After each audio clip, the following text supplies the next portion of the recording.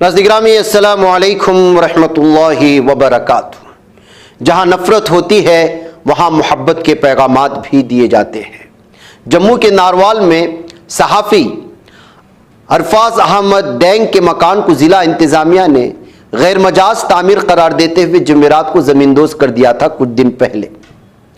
इस वाक़े से पैदा होने वाले गम व गुस्से के माहौल में हिंदू मुस्लिम इत्तेहाद की शानदार मिसाल सामने आई जब मकामी हिंदू और डोगरा बरादरी से ताल्लुक़ रखने वाले कुलदीप कुमार शर्मा ने बेघर होने वाले इरफाज को अपनी 5 मरला ज़मीन तोहफे में देने का ऐलान किया और मीडिया के सामने कागजात उनके हवाले करवाए।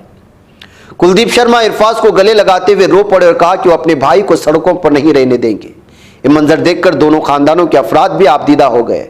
इरफाज जिनका घर बगैर नोटिस गिराया गया, जो अपनी बीवी और बच्चों के साथ खुले आसमान तले रहने पर मजबूर हो चुके थे, शर्मा के इस कदम से जज्बाती हो गए।